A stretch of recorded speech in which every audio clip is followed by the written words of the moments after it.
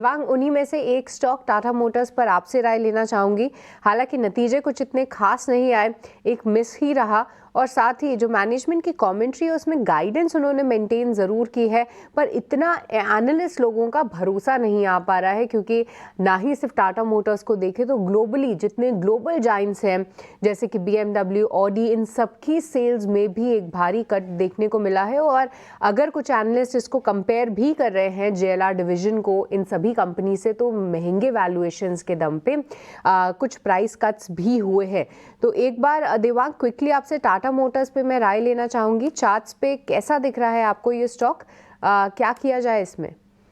और टाटा मोटर्स की बात करें स्टॉक में ओवरऑल जो ट्रेंड की बात करें, ट्रेंड नेगेटिव है। लोअर टॉप लोकडन स्ट्रक्चर में ऑल्सो स्टॉक ने प्रीवियसली काफी इंपॉर्टेंट सपोर्ट भी ब्रेक किया है, तो पॉसिबल फर्दर और करेक्शन देखने मिल सकता है। 780 775 तक के जोन है स्टॉक में आते हुए देख सकते हैं। यहाँ पे रेजिस्टेंस की जहां तक बात करें 823 का रेजिस्टेंस फेस कर रहा है, तो आई थिंक यहाँ पे और करेक्शन देखने मिल सकता है टाटा मोटर में।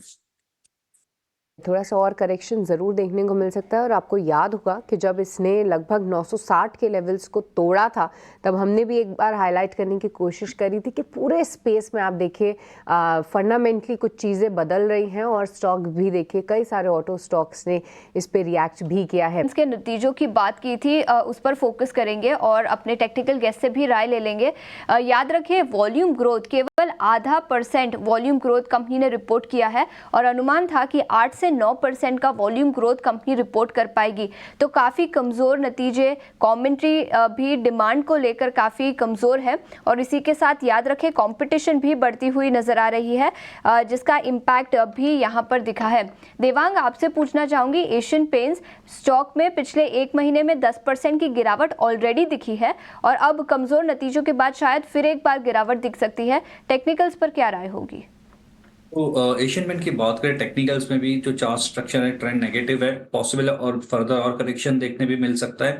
फर्स्ट सपोर्ट है 2700 का, ये भी अगर ब्रेक करे तो फर्दर और 1640 तक के लेवल्स भी देखने मिल सकते हैं। तो फर्स्ट टारगेट रहेगा 2700, नेक्स्ट रहेगा 2640। जहां तक रेजिस्टेंस की बात करें 2800 एक रेजिस्टेंस फेस कर रहा है स्टॉक, तो यहाँ पे भी गिरावट देखने मिल सकती है एशियन पेंट में। आगे बढ़ें, कुछ और सौदे जरा चेक करवा लेते हैं। मार्केट के अंदर फिर से रिलायंस और HDFC की रिक्वायरमेंट आन पड़ी है, क्योंकि हम 24,000 के आसपास हैं। जरा चेक करवा लेते हैं उन दोनों से, दोनों शेयर्स। राहुल सर, आप ही जरा चेक कीजिएगा।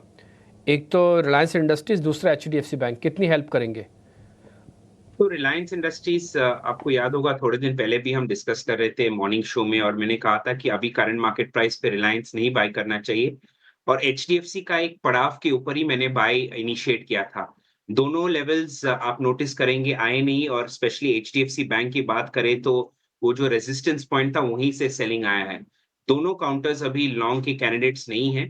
वेरी इंपॉर्टेंट टू अंडरस्टैंड कि कोई भी रैली आ रहा है, जैसे हमने मल्टीपल टाइम्स डिस्कस किया है, वो that rally is getting sold into.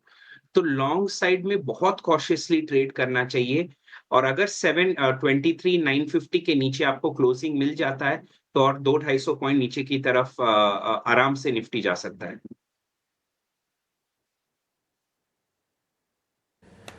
ठीक है, डन। अब एक और चीज़ है, थोड़ी देर पहले